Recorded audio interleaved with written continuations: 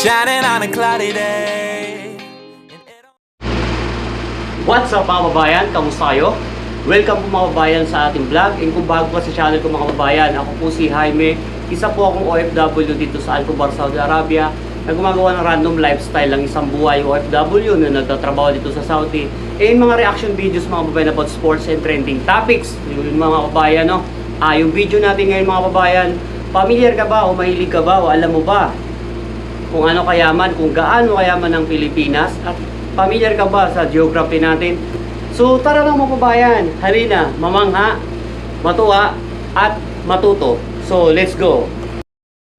So first of all, the Philippines is a tropical archipelago of over 7,000 islands, about 2,000 of which are inhabited, and Yes, it is the largest island nation without any land borders or shared island territory with another nation. The country is located in Southeast Asia, straddling the Philippine Sea in the north, the South China Sea in the west, and the Sulu and Celebes Sea in the south. Just to skip away lies the island of Borneo, which is split amongst three nations, at the closest point only about 22 miles or 40 kilometers away from the nearest island that belongs to the Philippines. Lapit Now in lang yun, general, 40 many people kilometers. will refer to one of the three main island cluster regions that people are part of. There are Luzon in the north, where you can find the capital Manila, and where half the population lives, Visaya in the center, and Mindanao in the south. Otherwise, the nation is made up of 17 regions, one of which is autonomous, the BANGSAMORO Wow, autonomous galing. region of Muslim Mindanao. This place has a high level of self-rule and autonomy appointed by the government. We'll explain more about this later. If you want to be absolutely technical, Quezon City, a bit north of Manila, is the largest city in the Philippines. However, the surrounding 16 towns and cities by Laki ng Manila are Quezon called City. Manila Metro, for the national capital region, and they basically act as one unit. Otherwise, the largest city outside of the NCR are Davao City in Mindanao and Cebu in the Visayas. Manila has the largest and busiest airport, Benigno Aquino International Airport, which is basically the hub that services the entire NCR. They also have the busiest shipping port at the Port of Manila.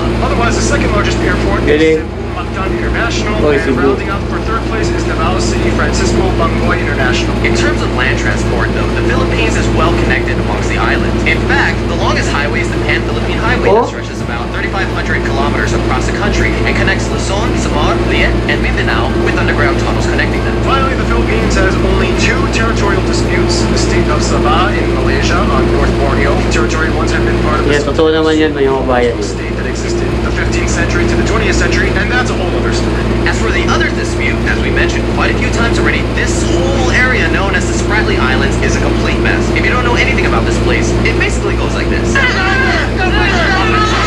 Oh, Yeah, it's pretty crazy. This is the map showing what dami kasi nag-aagawan. area. This big one right here is China. Pero China ang Yeah, they just kind of pretty China ang umagaw lahat. This has even led to a few skirmishes between nations that have built patrol stations on the island. Napakalapit When sa they atin spot a pala, ship oh. that gets too close, things can get kind of ugly. It's kind of like this. Hey, what are you doing? Yan, This yan. is my area. I'm just doing some fishing and research here, you know. Why do you have a Research. shovel then? Are you building something? Or? Well, technically there's no land protruding from this reef, so there's no land plate. So you're just gonna build your own land? Research. Research. Anyway, here are some notable spots of interest. This is daw, Magellan's Cross, San Agustin Church, Sagada Hanging Coffins, Aguinaldo Shrine, Cebu's Philippine Taoist Temple, Shrine of Mama Mary in Tagaytay, the Lapu-Lapu Shrine, Luneta Park, MacArthur Landing Site, Banawi Rice Terrace. the Malacanang Palace, Vigan has many historical and colonial buildings, the various national museums of history and arts, tons of amusement park, and that's not even including all the natural wonders of the Philippines. They have an underground river, Oh. the most amazing, beautiful beaches in the universe. hills that look like lumps of chocolate. And there's an island in a lake, in an island, in a lake, in an island. We should hang out sometime. Oo nga, no? Yeah, when you have 7,000 tropical islands on a volcanic archipelago, chances are things can get pretty crazy landscape-wise. Which brings us to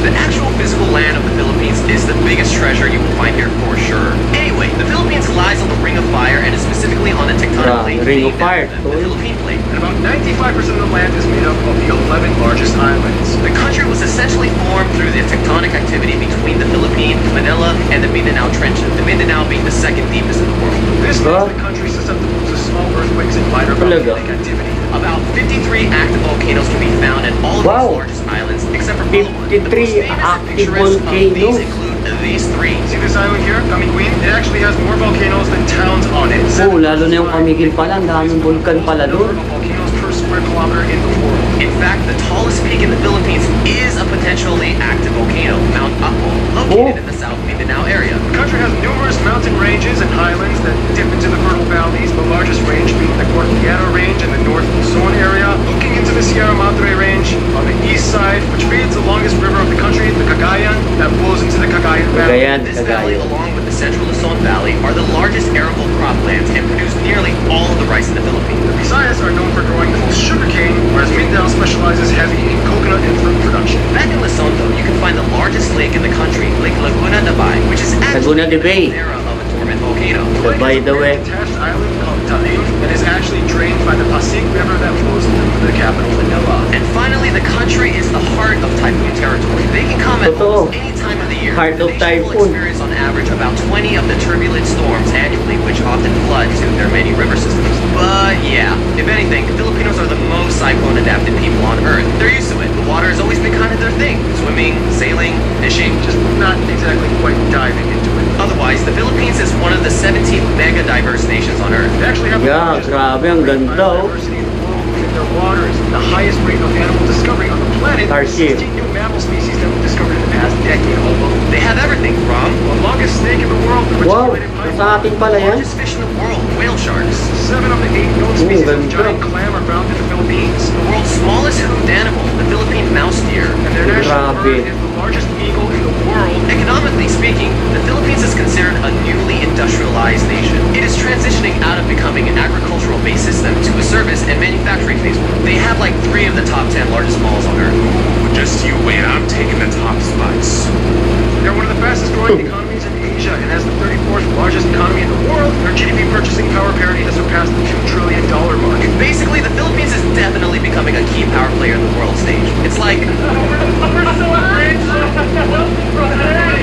someday. For what it's worth, though, mining, fishing, and agriculture are strong industries as well. They are currently the world's largest nickel and abaca or Manila hemp producers and the second largest coconut producer after Indonesia. Tourism, though, is another Kala ko Thailand. industry taking up about Indonesia pala din tayo. employing over 3 million people. And now, food. Now, in the Philippines, every region has their own specialty and culinary strange. Yeah, every dish looks like a berry exploded. Lots of Diba, dishes ang you yaman eat natin guide sa, like ano, mga with bayan. their hands. Yeah, pretty much everything has rice, and then you're gonna get a lot of grease and salt and vinegar, and a lot of like, I don't care if that looks like it goes there or not, I'm still gonna eat it anyway, right, Ken? Yeah, that's Filipino food. Yeah. There's really no official national dish, but 3 meals that are well known for are adobo, lumpia, and sinigang. And in the non-Muslim parts, lechon is a huge deal. There are also Sarap. dishes like Tagalog steak, tinola, pancit lupi, Wow. gare-gare, sisig, tapsilog, balut, kinilaw. and my favorite Filipino dish, halabok. Some nice little lemon juice on it. I actually got this at Jollibee. Jollibee. Jollibee is like the most popular fast food chain in the Philippines. It's like if McDonald's and KFC had Ang dumped the kontrobersyal. They even added spaghetti to their menu for some reason. Otherwise, Chicken towel. Filipinos are dessert experts. They love their ube everything, ube ice cream, ube bread, ube pie, ube cakes. Sarap. They also have like sapin and You know. cassava cakes. Those are the best desserts in my opinion. They also Sapin-sapin. have halo, leche flan, turon, buko pandan, and puto. What you call me? If you're either Latin American or Spanish, you may notice some of those foods are also found in Latin cuisine, and there's a reason for that. Let's go explain that in.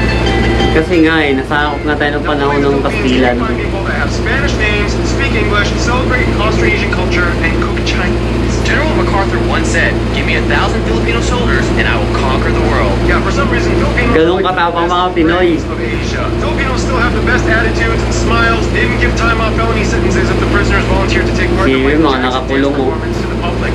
But we're getting ahead of ourselves. First, the graph. The country is about 110 million people and is the 8th most populated country in Asia and the 12th most populated country in the world. There are about 175 ethno-linguistic people groups in the Philippines, the majority of whose languages are Austronesian. Of these groups, the Austronesian. largest ones are the Tagalog at about 28%, 13% are Cebuano, 9% are Ilocano, and 8% are Bisaya. The rest are made up of other groups plus a small minority of non-native citizens, Oh, laki ng mostly Asians and Cebuano, Americans. It's important to note, though, that the Philippines has about 10.2 million people overseas worldwide. It is one of the Yun. largest diaspora populations, spanning over 100 countries. The U.S. alone has about 4 Ganon. I mean, they were at one point colonized by Kumalat the ang mga US. Pinoy sa buong They mundo. use the Filipino peso as the currency. They use the text A, B, and Z plug outlets, and they drive on the right side of the road. Oh, and keep in mind the word Pinoy is synonymous with something that is Filipino. You might see that Yes, used a lot. yes. Now back to the ethnic groups thing. Since there are over 175 of them, you would think, how do they all communicate? Well, the Philippines has 2 official languages, English, which makes it the 5th most English-speaking nation on Earth, and Filipino,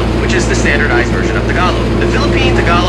Galing, no? today is very different from pure Tagalog. It actually has about 14% Spanish, 10% Malay, and 7% English mixed into it with a slew of other borrowed loanwords. You can see the influence in words like pintalador, guapo, zapatos, Yes. and familia. Often, Filipinos will substitute an F with a P, or a V with a V, or a V with a V. Yeah, same with Koreans actually. Yeah.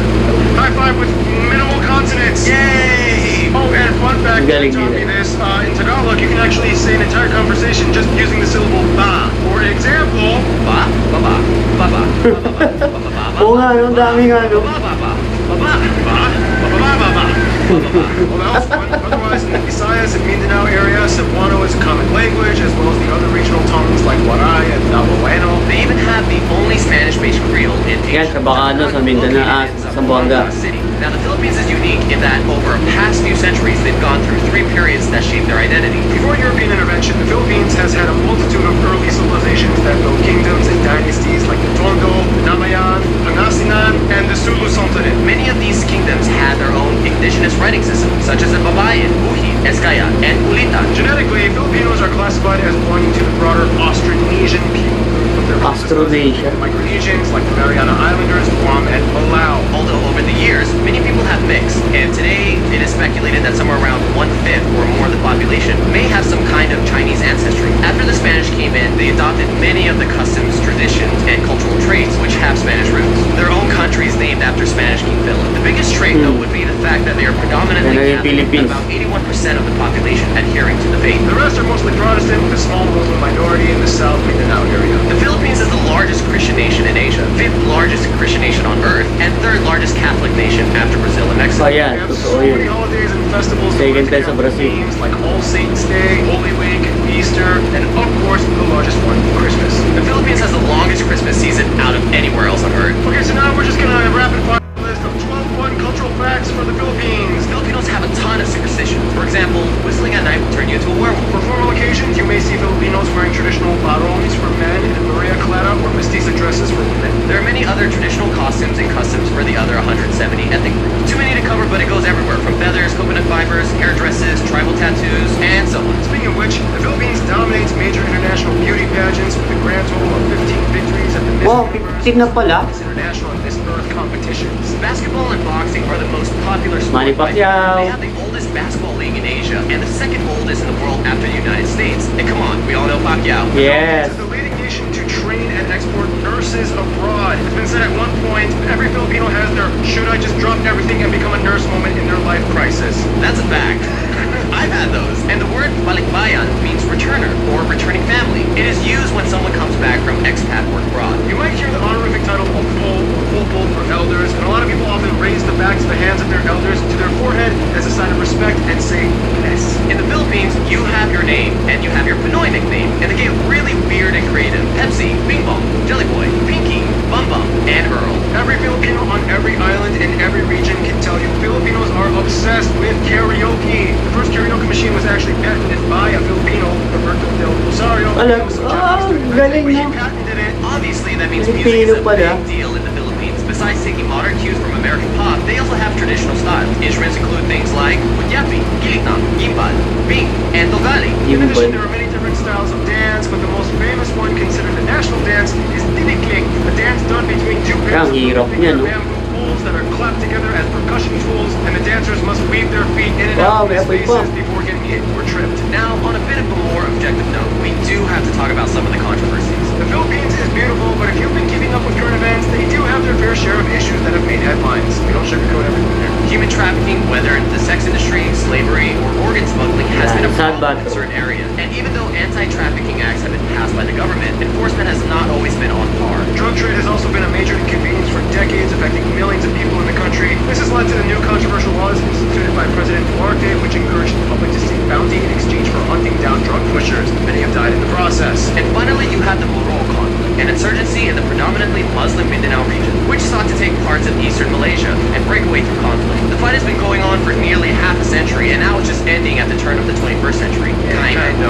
For what it's worth, though, in the Philippines, everyone is family at the end. You don't have to be related to anyone to call someone ate or kuya. There's even a word, Bayanihan, which means means something like helping one another through community spirit without expecting anything in return. In any case, we gotta finish off this segment with history. Austronesian. Tribal kingdoms and sultanates. This guy came to the island. Magellan. Catholicism comes in. Yun. And Magellan dies in battle. 1521. Five Spanish dudes follow through. They finally become a colony of Spain. The galleon trade. British Philippines. And then back to Spain. The Treaty of Paris. Philippine Revolution. Dami, no? Spanish-American War. First Philippine Republic. Philippine American War. American occupation. World War II, Japan invades. American pushes them back. Finally, Philippine independence. Ferdinand Marcos turned from president to dictator. Martial law. This guy gets killed because he was against the regime. People Power Revolution, Oh. 1986. Growth from agricultural society to an industrial one. And here we are today. And now we finish off with the notable famous people condensed. Some famous people you guys, the Pinoy Geographic, suggested we mention in this episode include Lapu-Lapu. Jose Rizal, these two saints. Melchora Oh, dalawa na pala, no? Lacandula. Josefa Yanes Escoda. And Vicente Lim. Carlos Peña Romulo. And all the Miss Universe winners. And there's a ton of Americans with Filipino or partial Filipino descent. Proud of them. See, there's lots of American Filipinos. Those two get along pretty tight. We'll explain more on how that happened in... Galing nitong Because dalawang of the to. long history of the Philippines being colonized by two major Western powerhouses, it would make sense that it would have ties with the outside world in many different ways. For friends, the Philippines is generally close with all the ASEAN nations and does great business with them, particularly Indonesia and Malaysia, their closest neighbors. The Marshall Islands, Palau, and the federal states of Micronesia are all cousin countries, many of which have Filipino migrants in them, and they all share the same history of being former U.S. Galing. territories and U.S.-influenced states. Of course, Spain will always be in the back of their minds as the former colonizer that they gained much influence from. Although Filipinos are not considered Latino, the Spanish and many Latin Americans kind of see them as like the adopted Asians that totally fit in their family. It's like, come on, you're Catholic, you eat flan, every fifth word you speak is Spanish, you're basically one of us. Interestingly enough, the relationship with Mexico has historically been always strong. The Philippines was ruled under a Mexico-based viceroyalty of New Spain. The Manila galleons were Spanish trading ships, which for 2.5 centuries linked the Philippines with Mexico across the Wow. Pacific Ocean, making 1 or 2 round-trip voyages per year between the ports of Acapulco and Manila. And Mexican traditions were brought in, like the Day of the Dead and Chaparral. When it comes to their best friends, however, most Filipinos would probably say, even though colonial years were a little bit bumpy, ultimately the USA and South Korea. South Korea was one of their closest best friends from the 20th century on. World War II really bonded with them after the Japanese occupation years, and they supported each other diplomatically. Koreans are the top #1 tourist demographic that visit the Philippines. Koreans kind of admire the fact that even though they were both influenced by the US, Filipinos speak better English, whereas Filipinos practically obsess over Korean products and media. Us. That's why we're... For the USA, ties were close ever since they became their colony in 1898. The US So, yun lang mga kabayan, kinat ko na kasi mahaba yung video. Kung gusto nyo panoorin yung channel nila, kung gusto nyo panoorin yung photo, visit nyo lang yung channel nyo mga kabayan. Yun nga mga kabayan, no? Nakakatuwa, nakakamangha, gaya nga sabi ko kanina at matuto. Kasi dito nga sa Philippine Geography natin, marami naman talaga tayong hindi pa alam. Or siguro iba sa atin alam yun, kaya lang ako kasi mga kababayan bilang isang nung nag-aaral pa, favorite ko talaga yung history. So kaya nga dito sa channel ko gusto ko yung travel vlog kasi gusto ko mapuntahan yung mga lugar na nababasa ko lang sa libro. Yung mga nakikita ko lang sa mga drawing, sa mga signage kung saan nagpuntang mga establishment, mga ganun, sa mga picture lang. So gusto ko mapuntahan yun kahit dito naman sa Saudi mga kababayan yung mga historical place dito. Gusto ko mapasyalan, kaya lang syempre kailangan natin doon budget. So yun nga mga kababayan, ito na-share ko lang sa inyo at least kahit paano sana may natutunan at may nalalaman kayo. Ako nga, di ko nga alam personally. 15 na pala, meron na pala tayong 15 mga naging Miss Universe, di ba? So, yun, nakakatuwa. Yun lang mga babae, ito lang yung video na to na share ko sa inyo. Sana may natutunan kayo and maraming salamat sa inyo lahat mga kababayan.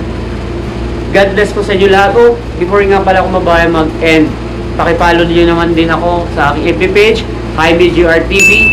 Same name po sa aking YouTube channel, and like, comment, and mag-subscribe ka na rin mga kabayan. Maraming salamat po sa inyo lahat. God bless po sa lahat ng OFW sa buong mundo. And God bless po sa ating lahat mga kabayan. And keep safe po. Virus still there. So maraming salamat po. See you in my next vlog. Bye.